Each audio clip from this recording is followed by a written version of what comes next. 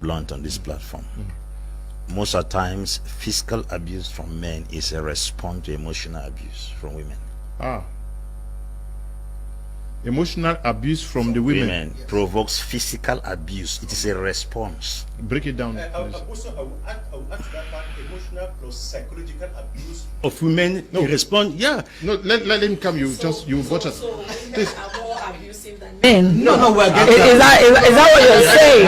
I get it. There is abuse on both parts. On both That parts. is, the man goes physical, but the woman is giving emotional torture. Yes, Okay, yes.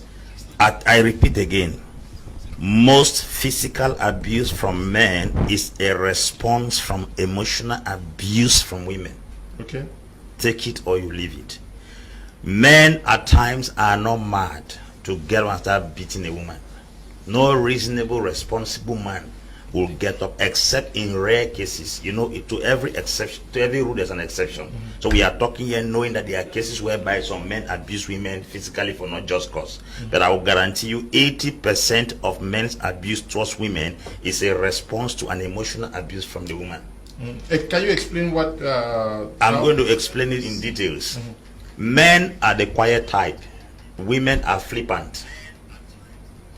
Women are flippant in nature. They talk a lot. Sometimes a man can do something and a woman doesn't seem to understand. She may start speaking, and women don't speak for you to listen. They speak for you to respond. Once they speak and you don't respond, they will want to say something harder than what they have said, and immediately they start throwing those hard words into your heart. There is a level you cannot take it anymore. And there are men, when they have absorbed that shock for too long, they cannot contain it. The next thing is that it rebounds. They will give you a slap and a kick. Then everyone that comes will see the slap and the kick because it is physical, not knowing that the man has been able to contain the emotional torture, either for a very long time. Sometimes men can contain this torture for almost 10 years. Some hold it for 15 years.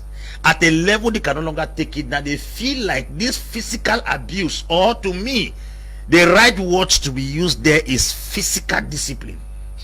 This physical discipline to the man or to the man is a kind of trying to solve something that his quietness cannot solve. That's one of the reasons you must understand. The second reason why men sometimes abuse women physically, it is simply because women can easily lose respect for men. I'm telling you, a man's desire is not food. Cook the best food, he can get it in a restaurant. A man's desire is not sex. He can get it in the street through a side chick. A man's desire is not your attire. The greatest thing you will ever take from a man that will cause the beast in him to come out is his respect. Inherent in every man is a king and a beast. If you choose to be a queen, you will bring out the king in him. If you be a torment, you will bring out the beast in him. In all cultures of the world, the last thing that a man cannot take, I'm talking from a generic point of view, is disrespect. Some women are grossly disrespectful. I can tell you with all sincerity that the marriages before this period are far more better. There were no marriage seminars, there were no conferences, there were no lectures on marriage, but the marriages succeeded better because people were properly brought up in good culture. This thing called women emancipation has not been defined in a proper context. Women emancipation is the ability and liberation for women to enter into governance, not to dominate in marriage. The women emancipation concept should be properly defined and then re-drilled again in the minds of women, because some women have taken this women emancipation into marriage. There are standards in marriage that no generation can ever take. The woman is to submit to a man and the man is to love the woman. That is the standard.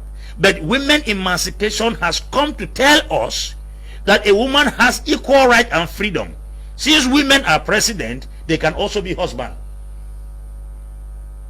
Women can be president, women can be governors, women can be DO, but a woman can never be husband. Husband is not a position. Husband is not a rank. Husband is not an office. Husband is an ordained responsibility. And until every woman comes to this point to understand that your emancipation will never come to the place where you will become a husband, then every woman shall take her place in marriage. And that's why I say most at times physical response from men is a product of emotional abuse from women. The next thing we have to understand, Mr. Liu, is this: not everybody has the same capacity. Women compare a lot. A woman will want her husband to be like her neighbor's husband. I'm telling you. The minute you start quarreling, you say that, look at Papa Junior there. He goes out with a car. Here you are with one jalopy bike every day. Cut your cloth, cut your coat according to your cloth. Any man that God gives you, it is because that is the capacity of man you can manage. God cannot give you something better than you. Because if you were better off, God will give you something better. So please, let us understand this. That people will most of the time say, look at a useless man that beats his wife. I don't support wife beaters. But I can tell you, before a man will raise his hand, what were you doing there? Until he got to the extent of raising his hand on you. We grew with our mothers in the 80s. That our father will make, we want to react. By the time they are talking, she gives way. A woman may talk to the extent of sending her finger into your nostrils because of women emancipation. I think we should go back and redefine this concept of women emancipation. A woman can be a president like Angela Merkel. She can be a governor. She can be an SDO. She can be a DO. She can never be a husband. Whether you are anybody than your husband, whether you are more educated than him, that position, husband, is a rank that God has positioned and nobody breaks it. Okay.